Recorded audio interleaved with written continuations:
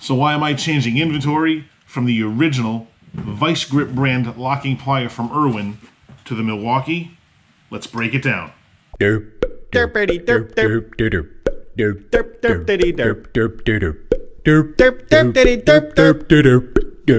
first thing we can compare is the gripping force. It says right on the box that Milwaukee has 3 times the gripping force. 3 times of what? I don't know, but let's test it. First, the Milwaukee. And now, the Vise-Grip.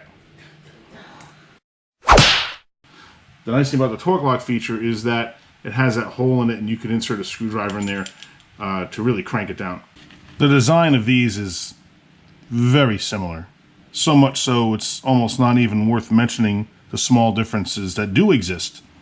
But the ones I see primarily are how the jaws are forged. The Milwaukee is thicker on the top and bottom of the jaws than the Irwin. But honestly, I don't think that makes much of a difference because I've never seen a broken set of jaws on the Vise-Grip.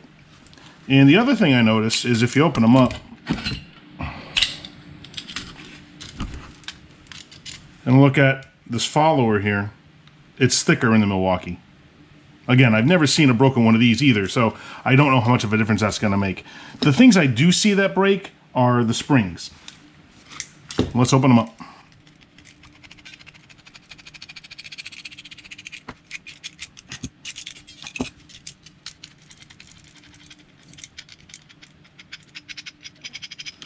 And there is an interesting design difference.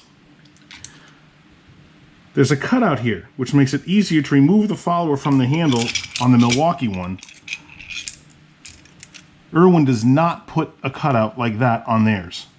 So you have to wrangle with it a little bit more and kind of futz with it and move the handle to insert the follower back in place.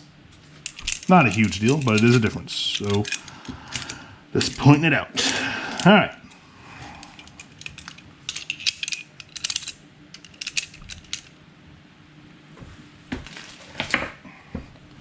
The spring is also not as easy to access and remove on the Vise-Grip pair, which again, not a big deal by itself because how often are you really going to remove that spring?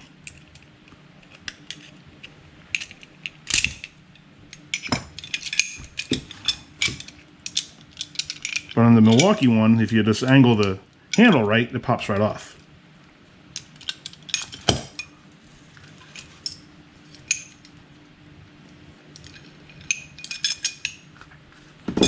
Now, the spring on the Vise-Grip is a lot less substantial than the spring, in the Milwaukee. And that can be a factor because these springs do break. And reassembly is the opposite of the disassembly, but you still have to get in there with the pliers on the Vise-Grips to reseat that spring.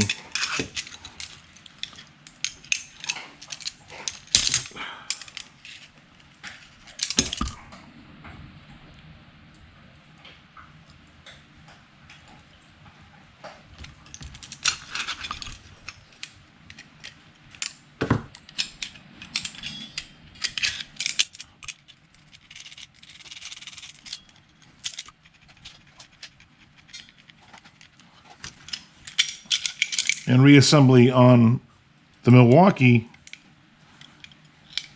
they have made equally easy as your disassembly. You just drop this handle down and there's enough slack in that spring that you can just reseat it itself without the use of any tools.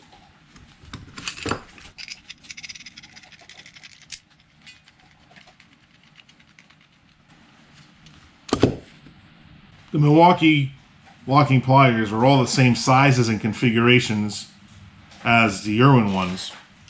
So given the design feature of the torque lock, the ease for disassembly and reassembly, slightly beefier parts, and pricing that's the same, I'm going to go ahead and give the edge to Milwaukee.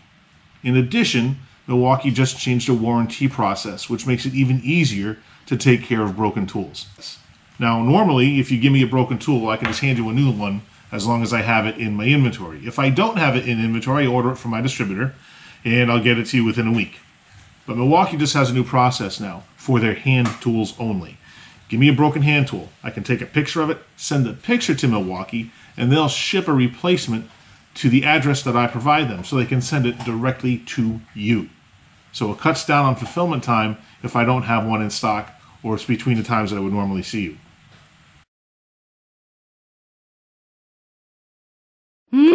Next up on the tool hit parade, picks.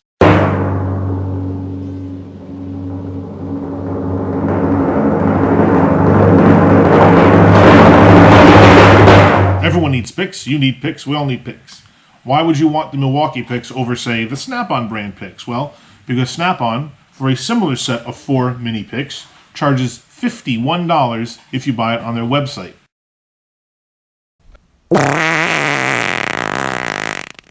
Milwaukee is less than half that price.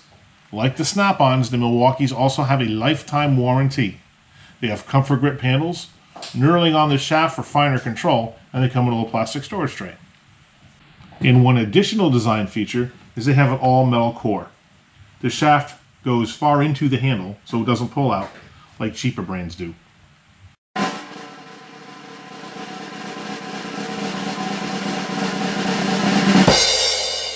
Coast just introduced their brand new TX14R flashlight. They introduced this specifically to compete with the Streamlight Stinger, and I think they're going to win, and here's why.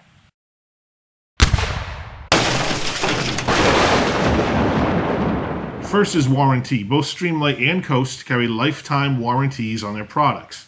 But the difference is, if a Streamlight goes south on you, we have to send it to them for repair.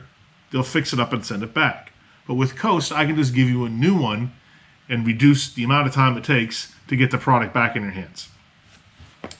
Another place where Coast has it all over Streamlight is they have 2 patents. One of them is for a focusing beam. All their lights have focusable beams, and this one, you just move with a thumb. The other patent they hold is for dual power. All their flashlights take rechargeable cells and alkaline batteries.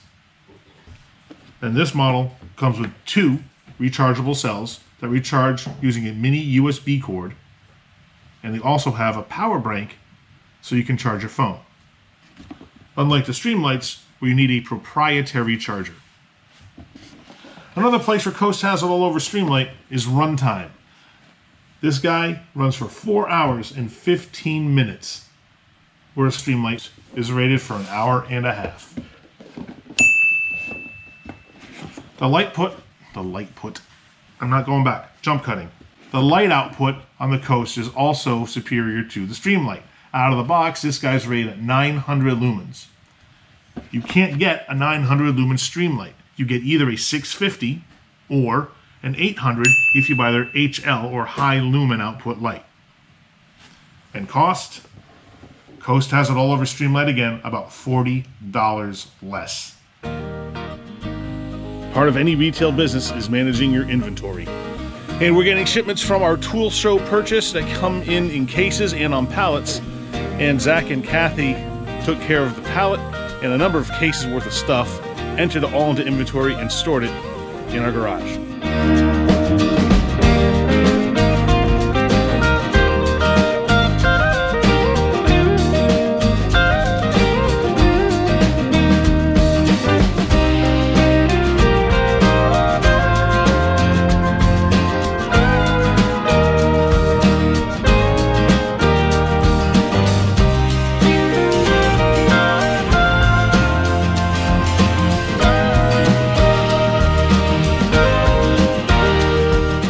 Well, the shelves are full again. We're going to be building this whole section out, putting more shelves up because we still have, I don't know, 2 or 3 pallets worth of stuff and a bunch of cases still due from the tool show.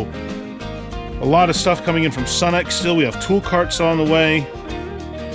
We have to make room for one of the monster tool boxes with a hutch and a side cabinet.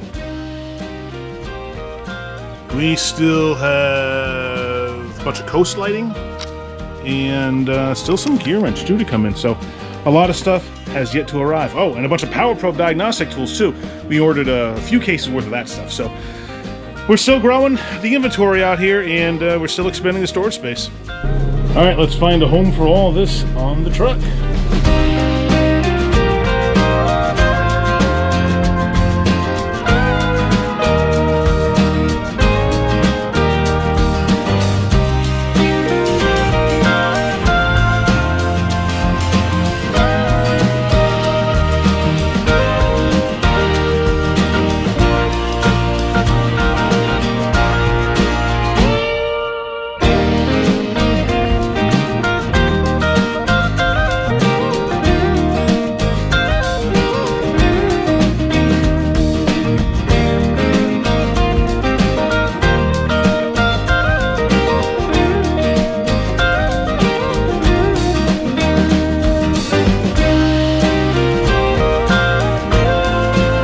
It's looking a little better. Shelves are filling up. I can't wait until we get all the rest of the tool show shipments in.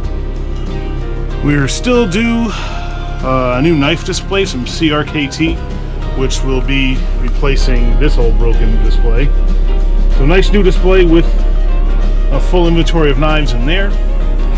We're going to be putting more ratchets and wrenches on the ceiling.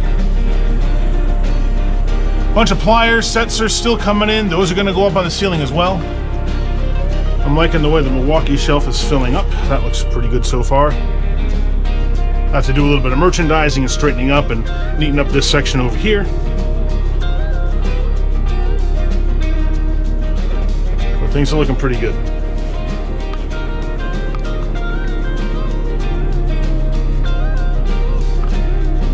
And I'm excited because in a couple of weeks I have to order a monster toolbox, hutch, and side cabinet for a customer, and I'll be posting a video on that one. So please subscribe now so that you get notified when that video comes out and you won't miss a beat. Thanks so much for watching. Now remember, use a tool, don't be one.